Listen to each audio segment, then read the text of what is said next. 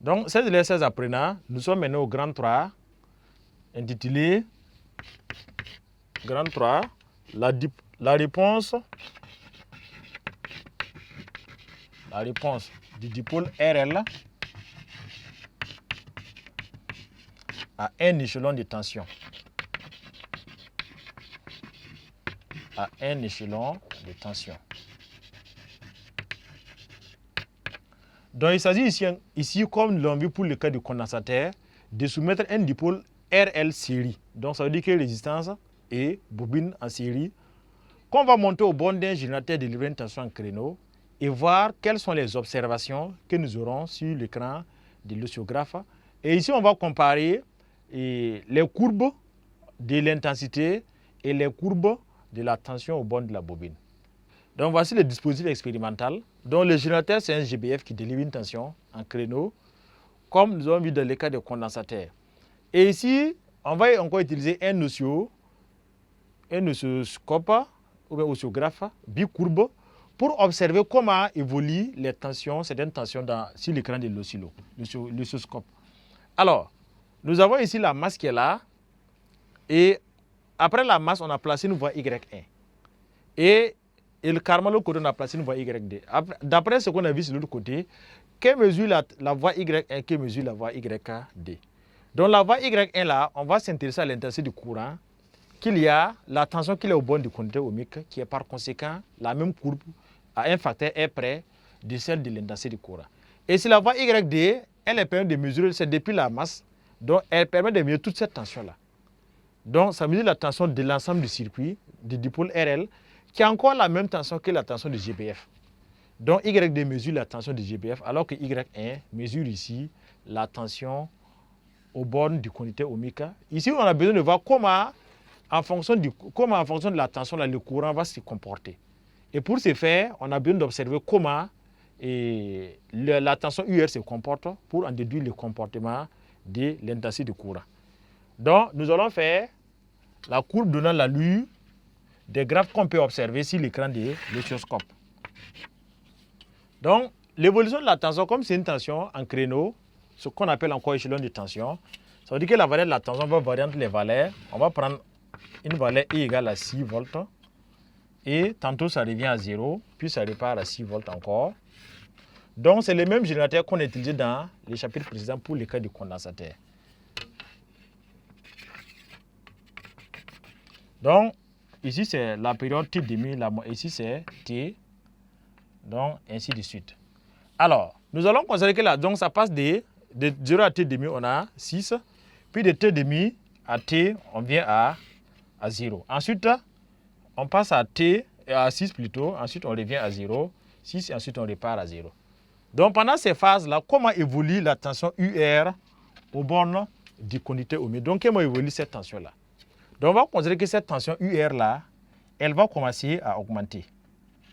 UR croît jusqu'à là. Et l'autre phase, UR décroît. Et ensuite, UR croît de nouveau. Et UR décroît de nouveau. Et quand c'est sur l'autre phase, UR de nouveau croissante. Donc, voici à peu près l'allure de ce qu'on peut avoir comme graphe sur l'écran de notre oscillographe.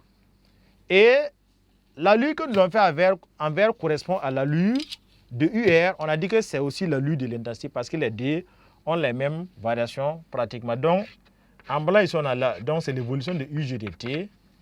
Et en vert, c'est l'évolution de UR de T. Donc, qui est la même évolution que I de T. Donc, qu'est-ce qu'on peut dire de I?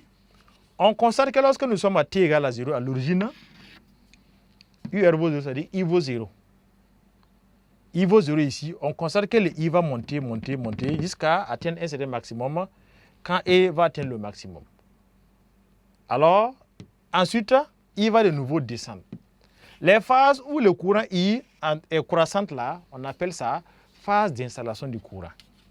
Et si les phases où l'intensité du courant est décroissante, on va dire que c'est les phases d'annulation du courant.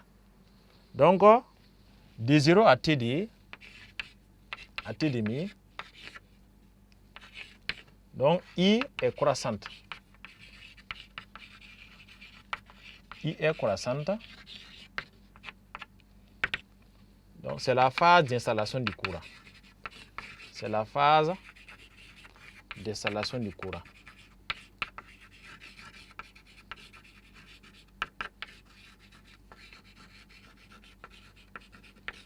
Donc, nous avons vu ensemble par rapport à l'énergie stockée que E égale à N demi de LI carré. Donc, ici, lorsque I augmente, ça veut dire que E aussi va augmenter, l'énergie stockée va augmenter. Voilà. Donc, si l'autre demi-période de T demi à T,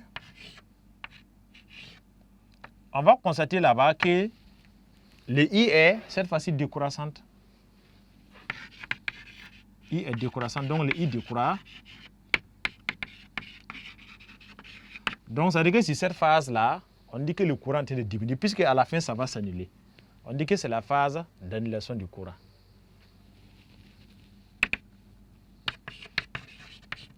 C'est la phase d'annulation du courant.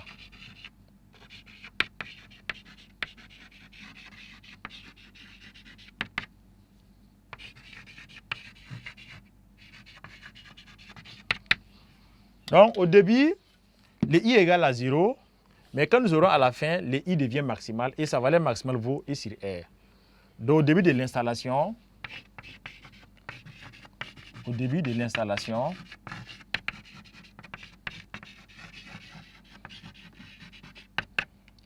I égale à 0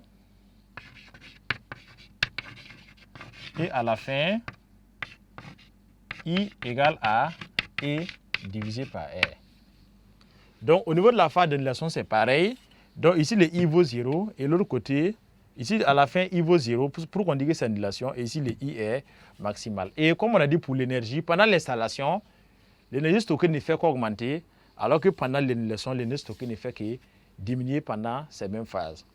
Donc, comme nous avons vu dans le cas du condensateur, on va aussi constater que les courbes que nous avons schématisées, les allures plus ou moins verticales et moins rabattues sur l'horizontale là sont liées à un facteur qu'on appelle la constante de tantôt.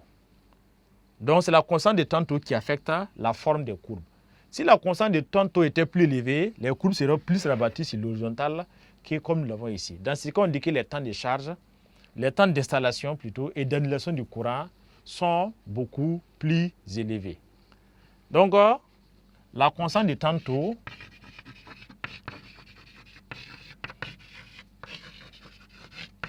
donc, pour un dipôle RL série, cette constante de tantôt est définie par taux égal à L divisé par R. Donc, si taux égal à L sur R, vous faites L sur R et vous avez votre taux. Et le taux dépend de quelques facteurs. Ça dépend de l'inductance, évidemment, de la bobine. Donc, ça dépend de la bobine. Et ça dépend aussi de la résistance du conducteur ohmique. Donc, nous allons voir ici que si la résistance est importante, le taux sera assez faible. Mais si la résistance est moins grande, on peut avoir un taux qui est beaucoup plus élevé. Donc, ça dépend des taux, ça dépend de R, de L, et ça dépend de l'intensité du courant aussi dans les circuits. Donc, tout dépend de L, R et I du courant dans les circuits. Graphiquement, comme nous avons vu dans le cas des condensateurs de dipôles RC, pendant la phase d'installation du courant, on peut avoir la constante de tantôt avec à partir de 0,63% de l'intensité maximale I0. Donc, dans ce cas, on cherche l'intensité maximale I0, alors on va faire 63% et descendre comme ça pendant la phase de charge. Pendant la phase d'installation plutôt. Pendant la phase d'annulation du courant, donc pendant cette phase décroissante-là, on va chercher, dans ce cas, 0,37% de l'intensité maximale I0 qui est I sur R et on descend sur l'axe des temps pour retrouver la constante de tantôt. Donc, voici comment retrouver les constantes de tantôt graphiquement. Alors, à cela, nous allons ajouter, par rapport au dipôle que nous avons au tableau, on peut établir les équations différentielles pendant les phases d'annulation et les phases d'annulation et d'installation du courant. Donc, équation différentielle.